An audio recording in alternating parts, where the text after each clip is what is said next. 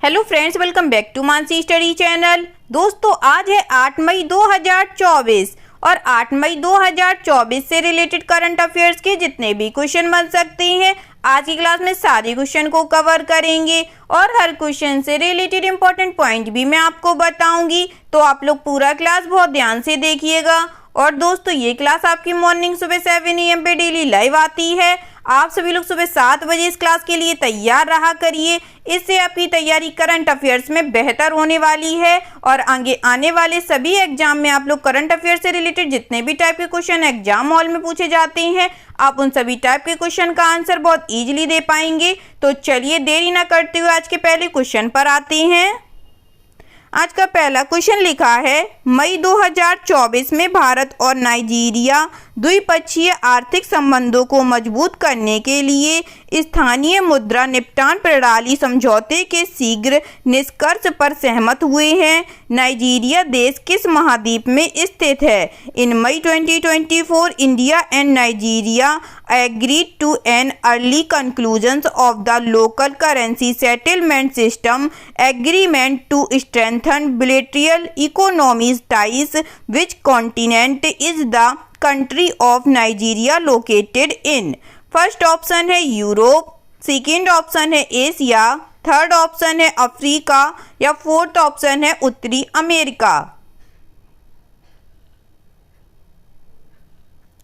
जल्दी से बताइएगा दोस्तों, इस क्वेश्चन का राइट आंसर क्या हो जाएगा?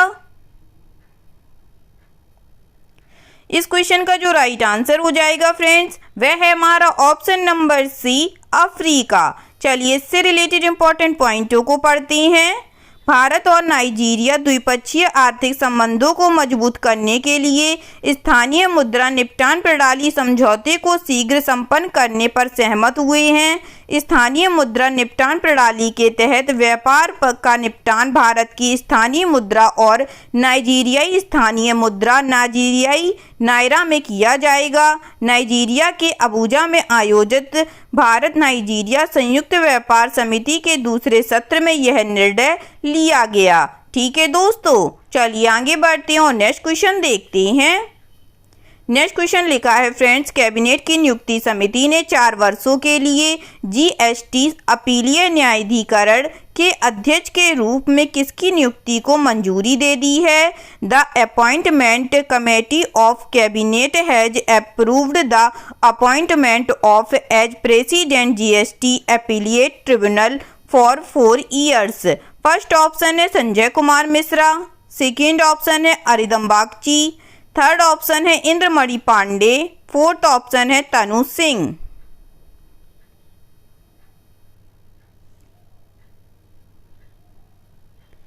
बताइएगा फ्रेंड्स, इस क्वेश्चन का राइट आंसर क्या हो जाएगा? इस क्वेश्चन का जो राइट आंसर हो जाएगा दोस्तों, वह है हमारा option number A, Sanjay Kumar Mishra. चलिए इससे रिलेटेड इंपॉर्टेंट पॉइंटों को पढ़ते हैं। कैबिनेट की नियुक्ति समिति ने 4 साल के लिए जीएसटी अपीलीय न्यायाधिकरण के अध्यक्ष के रूप में संजय कुमार मिश्रा की नियुक्ति को मंजूरी दे दी है। मिश्रा झारखंड उच्च न्यायालय के पूर्व मुख्य न्यायाधीश हैं। चयन एक खोज सह चयन समिति की सिफारिशों पर किया गया था। इससे जीएसटी एटी को जल्द से जल्द कार्यात्मक बनाने की प्रक्रिया में तेजी आएगी। जीएसटी-एटी की एक प्रधान पीठ दिल्ली में और 31 राजपीठें राज्यों के विभिन्न स्थानों पर स्थित होंगी। ठीक है दोस्तों, चलिए आगे बढ़ते हैं और नेक्स्ट क्वेश्चन देखते हैं। नेक्स्ट क्वेश्चन लिखा है फ्रेंड्स, मई 2024 में कैरोल फर्नांडो को किस लघु वित्त बैंक के कार्यकारी निदेशक के रूप में नियुक्त किया गया है? Carol Fernando has been appointed as executive director of which small finance bank in May 2024। First option है AU Small finance Bank Limited, second option है Capital Small finance Bank Limited, third option है Suryoday small finance bank, fourth option है Ujjain small finance bank.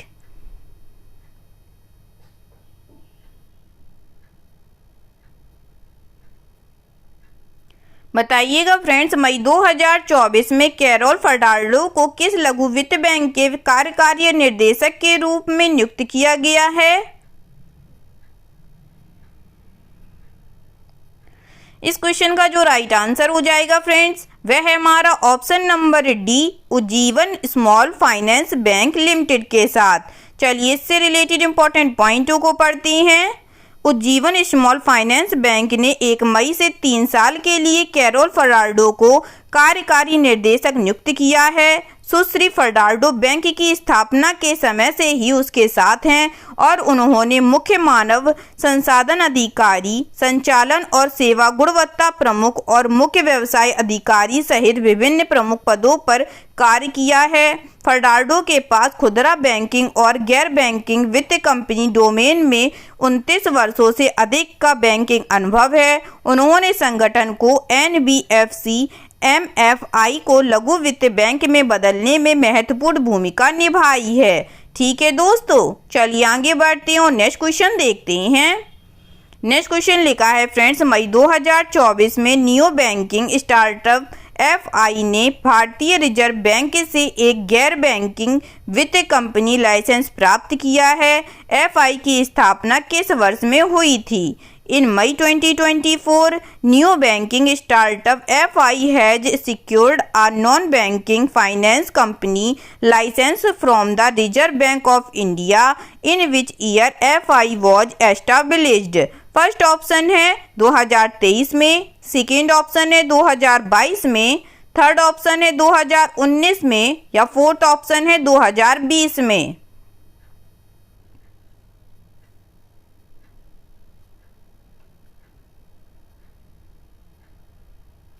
जल्दी से बताइएगा दोस्तों इस question का राइट आंसर।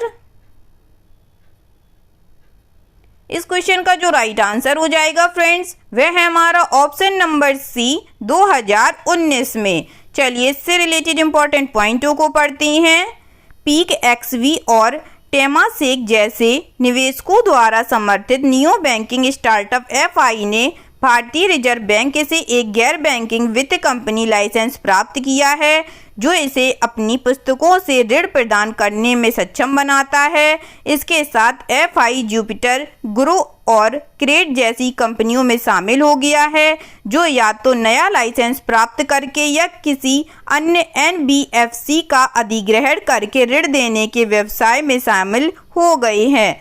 NBFC लाइसेंस प्राप्त करने से फिनटेक को अपनी पुस्तकों से ऋण की पेशकश करने का अधिकार मिलता है, जिससे परिसंपत्ति आधार स्थापित होता है। ठीक है दोस्तों, चलिए आगे बढ़ते हैं और नेक्स्ट क्वेश्चन देखते हैं।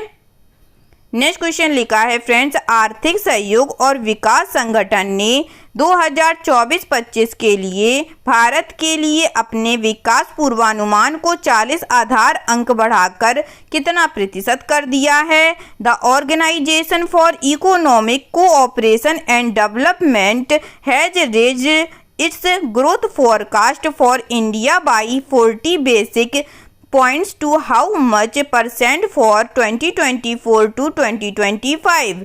फर्स्ट ऑप्शन है 6.2%, सेकेंड ऑप्शन है 6.4%, थर्ड ऑप्शन है 6.6% या फोर्थ ऑप्शन है 6.8%।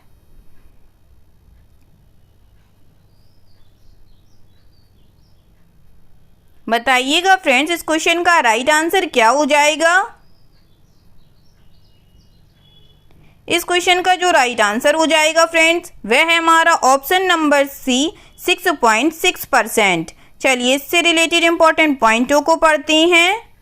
आर्थिक सहयोग और विकास संगठन ने 2024-25 के लिए भारत के लिए अपने विकास पूर्वानुमान को 40 आधार अंक बढ़ाकर 6.6% कर दिया है। अपनी पिछली रिपोर्ट में उसने 2024-25 में भारतीय अर्थव्यवस्था की विकास दर 6.2% रहने का अनुमान लगाया था। इसने 2025-26 के लिए 6.6% की विकास दर का भी अनुमान लगाया है। हाल ही में अंतर्राष्ट्रीय मुद्रा कोष ने 2024-25 में भारतीय अर्थव्यवस्था की अपेक्षित विकास दर को बढ़ाकर 6.8% कर दिया है। ठीक है दोस्तों, चलिए आगे बढ़ते हैं और नेक्स्ट क्वेश्चन देखते हैं। नेक्स्ट क्वेश्चन लिखा है फ्रेंड्स, किस कंपनी ने गुजरात और राजस्थान में 750 मेगावाट की निर्माणाधीन और सौर परियोजनाओं के लिए 5 अंतर्राष्ट्रीय बैंकों के एक संघ से 400 मिलियन अमेरिकी डॉलर का वित्त प्राप्त किया है? Which company has secured $400 million finance from a consortium of 5 international banks for its under construction solar projects of 750 MW in Gujarat and Rajasthan? First option है रिन्यू पावर, सेकेंड ऑप्शन है Adani green energy, third option है REC limited या fourth option है NTPC limited.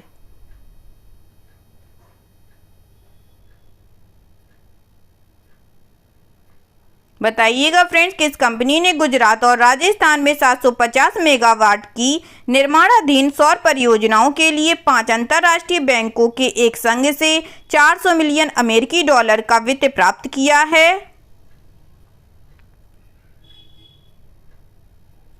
इस question का जो right answer हो जाएगा फ्रेंड्स, वह है हमारा option number B, Adani green energy ने। चलिए इससे रिलेटेड इंपॉर्टेंट पॉइंटों को पढ़ते हैं। अदानी ग्रीन एनर्जी लिमिटेड ने गुजरात और राजस्थान में 750 मेगावाट की निर्माणाधीन सौर परियोजनाओं के लिए 5 अंतर्राष्ट्रीय बैंकों के एक संघ से 400 मिलियन अमेरिकी डॉलर का वित्त प्राप्त किया है। इनमें से एक परियोजना राजस्थान में 500 मेगावाट क्षमता के साथ विकसित की जा रही है और इसका भारतीय सौर ऊर्जा निगम के साथ दीर्घकालिक बिजली खरीद समझौता है। ठीक है दोस्तों, चलिए आगे बढ़ते हैं और नेक्स्ट क्वेश्चन देखते हैं। नेक्स्ट क्वेश्चन लिखा है फ्रेंड्स, किस बैंक ने भारतीय उपयोगकर्ताओं के लिए डिजाइन किए गए 2 नए क्रेडिट कार्ड PI और PHI का अनावरण करने के लिए बेंगलुरु स्थित वित्तीय सेवा प्रदाता ANQ के साथ साझेदारी की है? Which bank has partnered with Bengaluru-based financial services provider ANQ to unveil 2 new credit cards PI and PHI designed for Indian consumers? First option है South Indian Bank, second option है एक्सिस बैंक, थर्ड ऑप्शन है Yes Bank या fourth option है HDFC bank.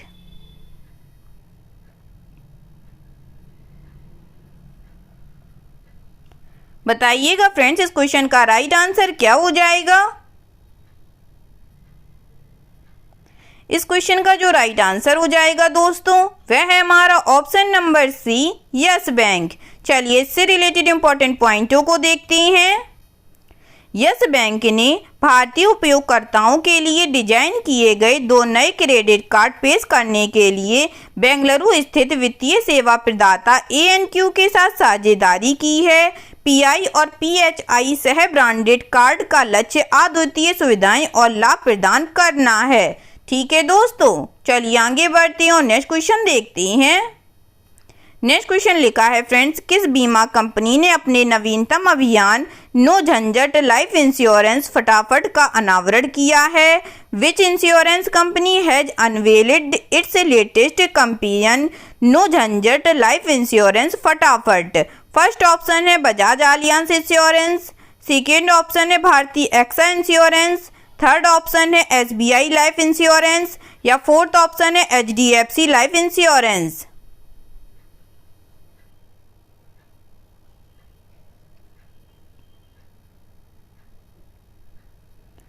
बताइएगा friends, किस बीमा company ने अपने नवीनतम अभियान नो झंझट लाइफ इंश्योरेंस फटाफट का अनावरण किया है?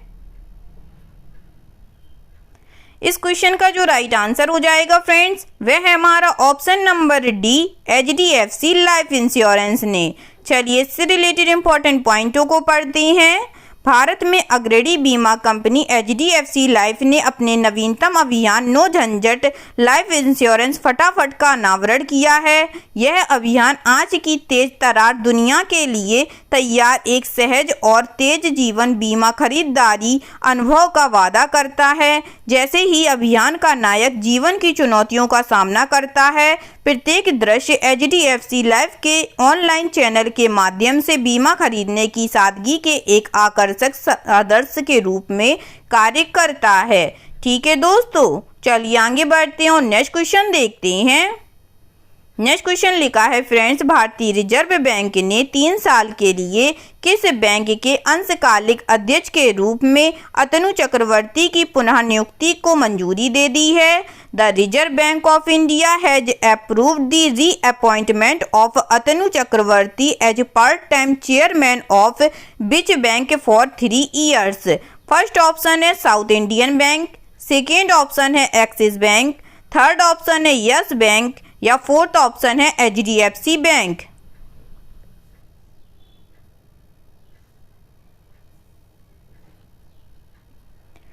बताइएगा दोस्तों, भारतीय रिजर्व बैंक ने 3 साल के लिए किस बैंक के अंशकालिक अध्यक्ष के रूप में अतनु चक्रवर्ती की पुनः नियुक्ति को मंजूरी दे दी है?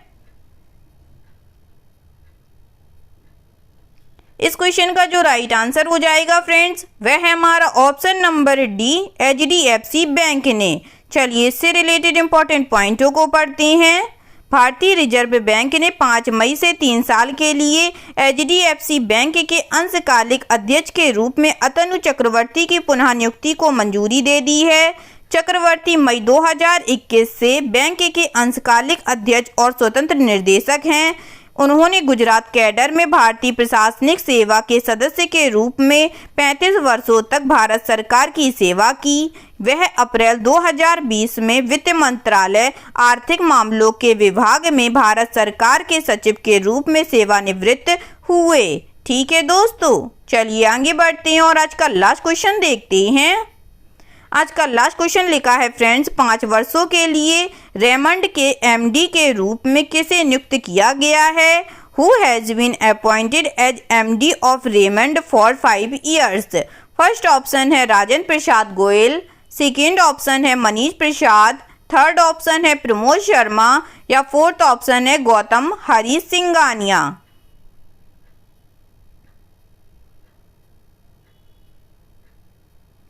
बताइएगा दोस्तों, इस क्वेश्चन का राइट आंसर क्या हो जाएगा? इस क्वेश्चन का जो राइट आंसर हो जाएगा फ्रेंड्स, वह है हमारा option number D, Gautam Harish Singhania. चलिए इससे रिलेटेड इंपॉर्टेंट पॉइंटों को पढ़ते हैं। रेमंड ने 1 जुलाई 2024 से प्रभावी 5 साल की अवधि के लिए गौतम हरीश सिंघानिया को अपने प्रबंध निर्देशक के रूप में फिर से नियुक्त किया है। वाणिज्य स्नातक सिंघानिया ने सितंबर 2000 में रेमंड के अध्यक्ष और प्रबंध निर्देशक की भूमिका संभाली। इन वर्षों में उन्होंने रेमंड ग्रुप के स्टील, सीमेंट और सिंथेटिक्स के गैर प्रमुख व्यवसायों के विनिवेश सहित रणनीतिक रूप से पुनर्गठन में महत्वपूर्ण भूमिका निभाई है। ठीक है दोस्तों, आई होप आज के सभी क्वेश्चन आप लोगों को बहुत अच्छे लगे होंगे फ्रेंड्स, और सभी क्वेश्चन से रिलेटेड इंपॉर्टेंट पॉइंट के नोट्स भी आप लोगों को बहुत अच्छे से समझ में आए होंगे। अगर आप लोगों को क्लास अच्छी लगी हो और सारे पॉइंटों को आप लोगों ने अच्छे से समझा हो तो प्लीज़ इस क्लास को लाइक कीजिएगा, शेयर कीजिएगा और आपके अपने चैनल मानसी स्टडी चैनल को सब्सक्राइब कीजिएगा। थैंक यू सो मच दोस्तों।